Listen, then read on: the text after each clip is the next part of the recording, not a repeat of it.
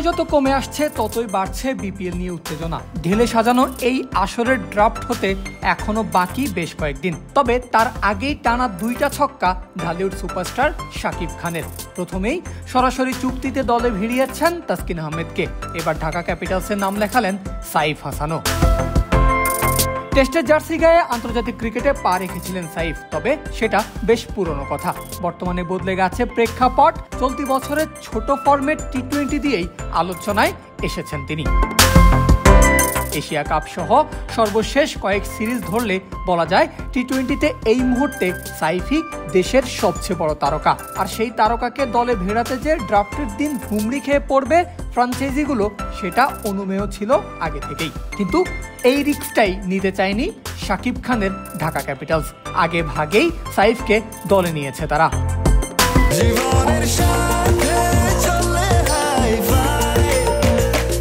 স্বাস্থ্যকর all time honeycomb, সব সময় all time healthy life. Asia Cup ও তার পরবর্তী সিরিজগুলোতে দুর্দান্ত ছিলেন সাইফ হাসান। শুধু দেশে নয়, এই টাইগার অলরাউন্ডার নজর কেড়েছেন ক্রিকেট বিশ্বেরও। পাওয়ার হিটিংয়ে সাইফ নিজের সামর্থ্যের প্রমাণ দিয়েছেন। এরপর থেকেই তার প্রতিদানও পেতে শুরু করেছেন তিনি। এর আগে ডাক পেয়েছেন আবুধাবি টি10 লিগে, যেখানে এই টাইগার ব্যাটারকে ড্রাফট থেকে দলে নিয়েছে প্রথমবারের মতো টুর্নামেন্টটিতে নাম লেখানো অ্যাসপিন স্ট্যালিয়ন্স। এবার আগে ভাগেই সাইফকে দলে নিয়ে রাখলো নিজের দেশের লিগ ফ্র্যাঞ্চাইজিও। সাইফের আগে ঢাকার প্রথম সরাসরি চুক্তির প্লেয়ার হলেন তাসকিন আহমেদ। গত আসরে তাসকিন খেলেছিলেন দুর্বার রাজশাহীর হয়ে। 12 ম্যাচে নিয়েছিলেন 25টা উইকেট, ঘটিয়েছিলেন এক ম্যাচেই 7 উইকেট নেওয়ার মতো কাণ্ড।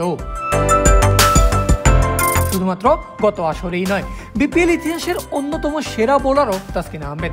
এখন অব্দি 90 ম্যাচ খেলেছেন, যার বিনিময়ে পকেটে তুলেছেন 127টা উইকেট। জাতীয় দলেরও সেরা অস্ত্রের একজন ঢাকা এক্সপ্রেস।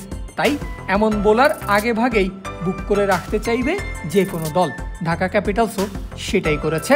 আর পরপর 2 ছক্কায় দলে ভিড়িয়েছে দেশের 2 অন্যতম সেরা ক্রিকেটারকে। পারভেজ আল হাসান, ক্রিক ফ্রেন্জি।